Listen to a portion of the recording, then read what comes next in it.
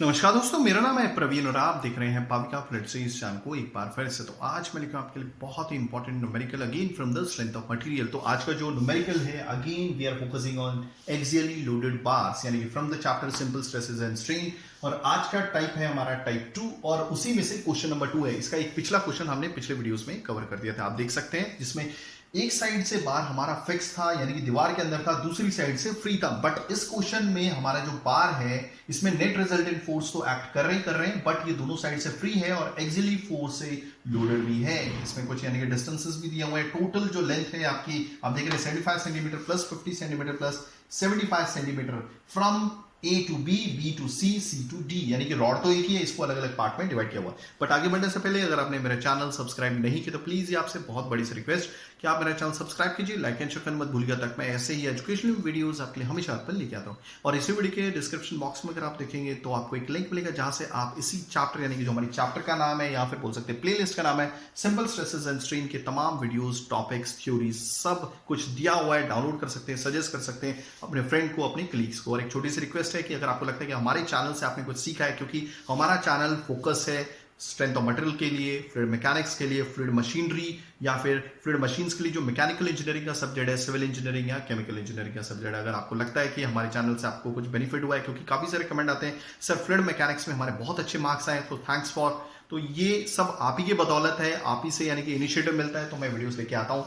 इसमें काफी सारी मेहनत लगती है, तो अगर आपको लगता है कि हमारी वजह से आपको कुछ बेनिफिट हुआ है तो आप डेफिनेटली दिल खोल के डोनेट कीजिएगा, क्योंकि आपको मालूम है हर एक वीडियोस बनाने में काफी मेहनत लगती है, पीछे काफी स्टडीज लगती हैं। फिलहाल चैनल हमारा छोटा भी है तो धीरे धीरे ग्रो कर रहा है, तो this is because of you, I love you guys. तो ज्यादा ना टाइम लेते हुए चलिए स्टार्ट करते हैं, ठीक है। तो इसका लिंक भी डिस्क्रिप्शन बॉक्स में दिया हुआ है, अगर आप डोनेट करना चाहें, जो भी आपको ठीक लगे, आप जो भी मनी डोनेट करना चाहते हैं कर सकते हैं, ठीक है। तो चलिए स्टार्ट करते हैं। ये क्वेश्चन साथ में लिखेंगे गिवन डेटा और बनाएंगे हमारा डायग्राम भी, क्योंकि इस क्वेश्चन में डायग्राम ऑलरेडी दिया हुआ है, ठीक है। So this is beneficial for us. और साथ में गिवन डेटा जरूर लिखिएगा। कोई भी क्वेश्चन अगर आता है कभी भी कॉम्पिटेटिव एग्जाम में, देन योर यूनिवर्सिटी एग्जाम में आता है, तो गिवन डेटा और ये डायग्राम जरूर बनाएगा। एटलीस्ट देयर में be possibility of getting 1 marks, 1 marks तो मिलने के पूरे चांसेस होते हैं अगर आप क्वेश्चन नहीं भी अटेम्प्ट कर पाते हैं या फिर हार्ड है। बट हमारी कोशिश है कि आप क्वेश्चन अटेम्प्ट करें, पूरा करें, ठीक है। तो चलिए पढ़ते हैं इस क्वेश्चन को। Steel bar 6 centimetre square cross sectional area is carrying load as shown in figure. एक स्टील रॉड है, ठीक है, एक स्टील बार है बोल सकते हैं, 6 सेंटीमीटर स्क्वायर का इसका क्रॉस सेक्शनल एरिया। अभी क्रॉस सेक्शनल एरिया क्या है, देखिए क्रॉस सेक्शनल एरिया क्या होता है। सपोज ये रॉड है बट इसको साइड से, ये फ्रंट व्यू है, अगर साइड से देखेंगे तो ये क्रॉस सेक्शनल एरिया होता है जिसपे फोर्स एक्ट करती है। इसी वजह से इसे एक्सियल फोर्स कहते हैं। क्यों एक्सियल फोर्स कहते हैं, क्योंकि इसकी खुद की एक्सिस ऐसी है ना, लॉन्जिट्यूडनल एक्सिस है, एक्स एक्सिस पे, तो इसकी खुद की एक्सिस जो भी डायरेक्शन में यानी कि एक्स एक्सिस में, उसी एक्सिस में आपकी ये फोर्स होती है। आप देखिए इसकी खुद की एक्सिस एक्स डायरेक्शन में, तो उसी एक्सिस में आपकी फोर्स होती है। तो इसी वजह से, ठीक है, जो क्रॉस सेक्शनल एरिया पे एक्ट करती है उसी को क्रॉस सेक्शनल एरिया बोलते हैं, यानी कि जो एरिया पे ये एक्ट करती है एक्सियल फोर्स उसी को क्रॉस सेक्शनल एरिया बोलते हैं। फिलहाल हमें ये नहीं बताया हुआ है कि देखिए अगर इस रॉड को देखेंगे, ये तो लकड़ी का रॉड है, बट इसका जो क्रॉस सेक्शनल एरिया है ये रेक्टेंगल को रिप्रेजेंट करता है, लेंथ इनटू ब्रेड्थ, ठीक है। बट यहां पर डायरेक्टली क्रॉस सेक्शनल एरिया की वैल्यू दे दी है, तो क्रॉस सेक्शनल एरिया, ठीक है, क्रॉस सेक्शनल एरिया कितना दिया हुआ, दैट इज इक्वल टू कितना दिया हुआ 6 सेंटीमीटर स्क्वायर। ओके, बाद में हम इसे कन्वर्ट करेंगे एमएम स्क्वायर में। आप देखिएगा बेसिक से बेसिक हमें चीजें काफी सीखने को मिलेंगी। Okay, determine the total elongation, यानी कि डेल चेंज इन लेंथ पूछ रहा है। ओके, देन और क्या पूछ रहा है, और क्या दिया हुआ है, ई, ये मॉडुलस ऑफ इलास्टिसिटी होती है या यंग्स मॉडुलस होता है, ठीक है, हुक्स लॉ से ये निकला हुआ है और ये हर एक मतलब मटेरियल की एक प्रॉपर्टी होती है। Okay, E is equal to कितना दिया हुआ है, 210 जीपीए, गीगा पास्कल। ओके, आगे बढ़ते हैं। तो क्वेश्चन तो लगभग मैंने पढ़ ही दिया है, ठीक है। तो देखते हैं इस क्वेश्चन को कैसे करना। देखिए इन क्वेश्चंस में करना क्या है, सबसे पहले हम इन रॉड को अलग अलग पार्ट में डिवाइड कर देंगे, यानी A B, B C, C D. फिर फ्री बॉडी डायग्राम बनाएंगे और देखेंगे इंडिविजुअली इनके ऊपर कौन कौन सी फोर्सेस एक्ट करती हैं। सबसे पहले कुछ इस तरह से बनाएंगे। देखिए ये हो गया हमारा रॉड ए बी, ठीक है, देन ये हो गया हमारा रॉड बी सी, ओके, और ये हो गया हमारा रॉड, थोड़ा सा अलग बना देता हूं क्योंकि काफी नजदीक नहीं बनाना, नहीं तो फोर्सेस बनाने में थोड़ी दिक्कत हो जाती है। Okay, this is your C D. अब आप देखिए अगर मैंने ए बी पार्ट को बी सी पार्ट को जोड़ दिया तो कुछ कैसे बनेगा, इतना पार्ट बन जाएगा, मतलब कुछ इस तरह से बनेगा।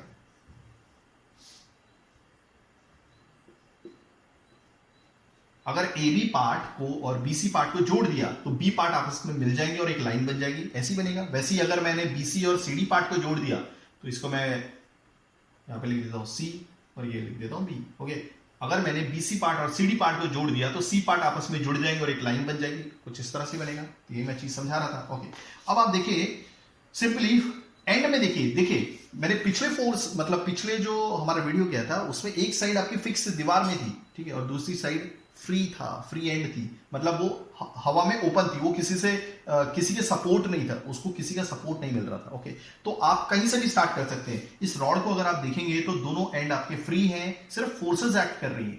कहीं पर ये जो लेफ्ट साइड का एंड है ये दीवार के अंदर नहीं है, ठीक है, या फिर राइट साइड का जो पार्ट है यानी कि डी है रॉड का, ये दीवार के अंदर नहीं, तो आप कहीं से भी स्टार्ट कर सकते हैं। चलिए हम राइट साइड से स्टार्ट करते हैं। ओके, 4 किलो न्यूटन आपका अंदर की साइड एक्ट कर रहा है, यानी कि लेफ्ट हैंड साइड पे 4 किलो न्यूटन। तो डेफिनेटली सीडी पार्ट को इक्विलिब्रियम में बनाए रखने के लिए अगर ये अंदर एक्ट कर रहा है तो ये भी अंदर ही एक्ट करेगा, ठीक है। तो यहां पर जो हो जाएगा, यहां पे तो कॉन्ट्रैक्शन हो जाएगा भाई 4 किलो न्यूटन का।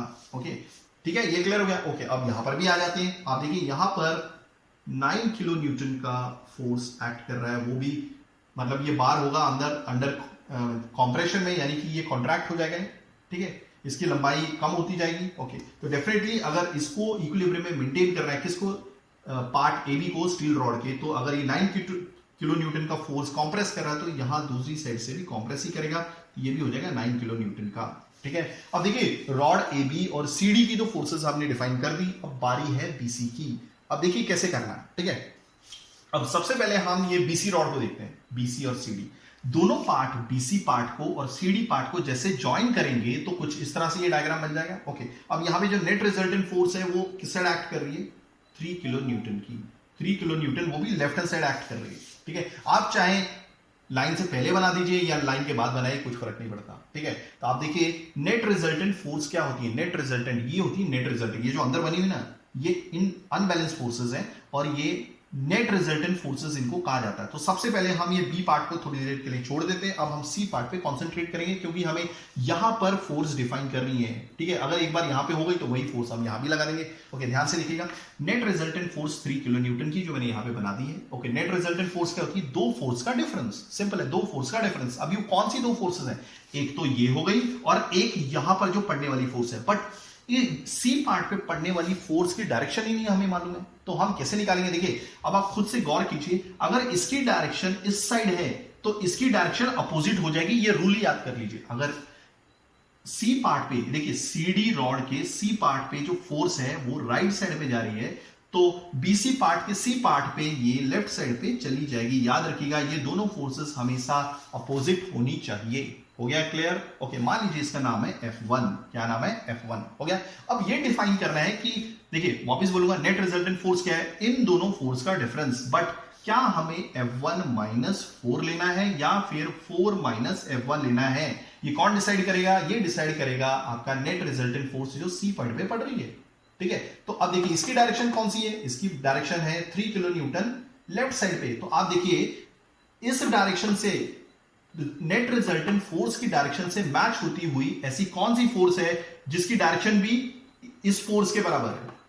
कहने का मतलब समझ में आ रहा है, जो भी डायरेक्शन आपके नेट रिजल्टेंट फोर्स की होगी वही डायरेक्शन आपकी कौन सी फोर्स की है, ठीक है। तो आप देख रहे हैं कि ये जो F1 फोर्स है उसकी डायरेक्शन मैच होती है आपके नेट रिजल्टेंट फोर्स से, तो वही फोर्स बड़ी होगी, तो दैट मींस F1 माइनस 4 लिखेंगे तो मतलब ये राइट है, ये रॉन्ग हो जाएगा। सिंपल सी बात है। ओके, तो देखिए F1 माइनस 4 वो किसके बराबर होगा, इस 3 किलो न्यूटन के बराबर होगा। Okay, so therefore F1 is equal to कितना होगा, -4 है तो साइड जाएगा, तो 3 + 4 that is your 7 kilo Newton. हो गया। तो मैं क्या लिखूंगा, F1 की जगह क्या लिखूंगा, 7 किलो न्यूटन। हो गया। तो ये डेफिनेटली अगर ये आपका जो बीसी पार्ट है ये इक्विलिब्रियम में है, मतलब इक्विलिब्रियम में मेंटेन करने के लिए 7 किलो न्यूटन का फोर्स यहां भी लगाना पड़ेगा, और वो भी ये अंदर की साइड यानी कि कंप्रेशन में, तो ये भी अंदर की साइड ही होगा। अब देखना है कि क्या हम सेटिस्फाई कर रहे हैं कंडीशन को या नहीं। देखिए अब बी पार्ट पे कॉन्सेंट्रेट कर लीजिए, अब इसे छोड़ दीजिए, ये तो जस्ट समझाने के लिए था, मैंने मिटा दिया। ओके, अब आप देखिए यहां पर दोनों फोर्स आ गई हैं, ठीक है।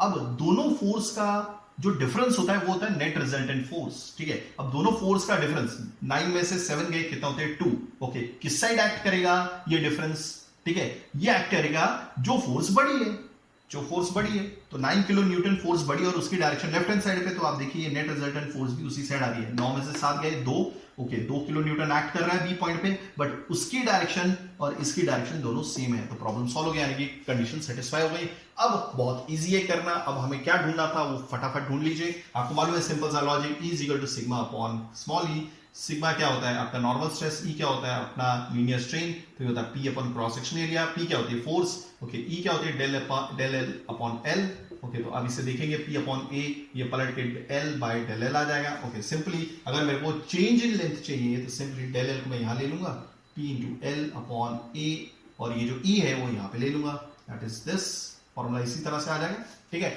अब देखिए सबसे पहले हम ए बी रॉड के लिए निकाल लेते हैं, let me check, okay.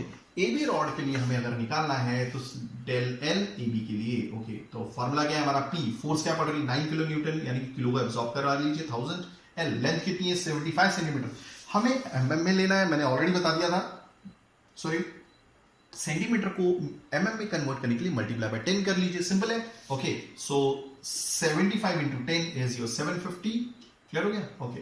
Area आपका mm स्क्वायर में चाहिए, याद रखिएगा ये 6 सेंटीमीटर स्क्वायर में। तो एक बेसिक सा फंक्शन देख लेते हैं, यानी कि लॉजिक देखते हैं, देखिए कैसे बनाना है। अगर सपोज नहीं आता आपको ये दो रिलेशन मालूम होगा, हमें सेंटीमीटर स्क्वायर से mm स्क्वायर में जाना है। आपको मालूम है कि 100 सेंटीमीटर कितना होता है आपका 1000 mm होता है, 100 सेंटीमीटर आपका 1000 mm होता है, ठीक है। आपको कहां से कहां जाना है, सेंटीमीटर स्क्वायर से आपको mm स्क्वायर में जाना है, यानी कि एरिया से एरिया में ही जाना है, ठीक है, क्योंकि ये भी एरिया की यूनिट है और mm स्क्वायर भी एरिया की यूनिट है। बट हम यहां पर सिंपल लेंथ का इस्तेमाल कर रहे हैं, लेंथ का रिलेशन यूज कर रहे हैं।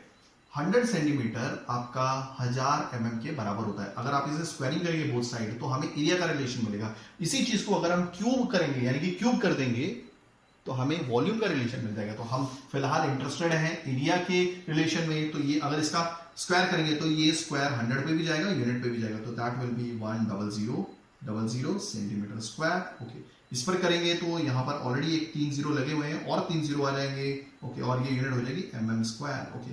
तो हमारे पास रिलेशन आ गया, यानी कि 1 10 100,000 10,000 सेंटीमीटर स्क्वायर इतने mm स्क्वायर होता है। तो भाई 6 सेंटीमीटर स्क्वायर कितना आपका mm स्क्वायर होगा, तो एक काम करते हैं 1 2 3 4 5 6 mm स्क्वायर। ये देखिए मैंने बेसिक चीज बताई आपको, ये चीज यहां रखिए, ये वाली चीज यहां रखिए, 1 2 3 4, ओके, सेंटीमीटर स्क्वायर, ओके। तो ये 6 सेंटीमीटर स्क्वायर है, तो यहाँ पे ये रखिए, ये यूनिट कैंसिल, 4 जीरो से 3 4 बच गए, 6 इंटू 100 इज 600, और यूनिट क्या बची mm स्क्वायर। तो इसको लिख सकते हैं हम 600 mm स्क्वायर। देखिए मैंने बेसिक चीज बताई जो काफी स्टूडेंट्स को नहीं आती यूनिट कन्वर्जन, तो ये आप ऐसे कर सकते हैं। अगर आपको एरिया के बीच में रिलेशन नहीं मालूम है कि कैसे हमें सेंटीमीटर स्क्वायर से mm स्क्वायर में जाना है, तो आप लेंथ का रिलेशन का यूज करके भी जा सकते हैं। जस्ट स्क्वायरिंग करनी, अगर एरिया चाहिए, अगर वॉल्यूम चाहिए तो क्यूब कर लीजिए, ठीक है।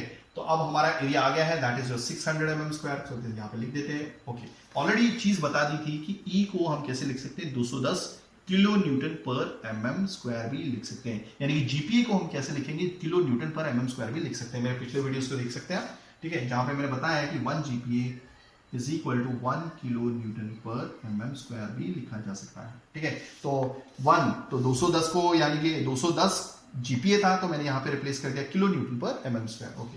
तो यहाँ पर ई की वैल्यू क्या आएगी 210, और किलो का एब्जॉर्ब करा लीजिए। ये किलो कहां से आया, ये वाला किलो, ओके। सो अगर आप देखेंगे तो this unit answer is coming out to be एलएबी का 0.05357 mm हो गया।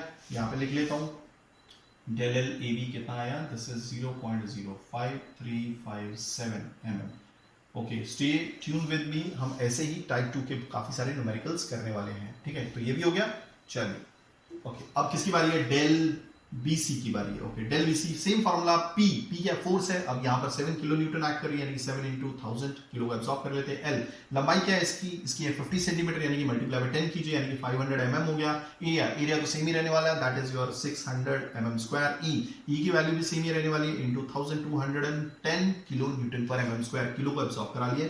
सो therefore its length is coming out to be 0.0278 mm हो गया। यहां पर भी लिख देता हूं, therefore del BC is equal to 0.0278 mm। अभी फिलहाल हमारा focus totally will be focusing on chemical engineering के videos and strength of material के वीडियोस, क्योंकि मैंने फ्लूइड मशीन्स ऑलमोस्ट करवा दिया है, फ्लूइड मैकेनिक्स करवा दिया है, देन केमिकल इंजीनियरिंग के काफी सारे क्वेश्चंस हैं जो चल रहे हैं फिलहाल मास ट्रांसफर से रिलेटेड। ओके, आप वो भी देख सकते हैं अगर आप केमिकल इंजीनियरिंग के स्टूडेंट्स हैं तो, ठीक है। या फिर अपने फ्रेंड्स जो भी हैं, कलीग्स, उनको सजेस्ट कर सकते हैं chemical engineering, GATE chemical engineering के लिए कैसे प्रिपरेशन करना। Okay, then will find out del CD।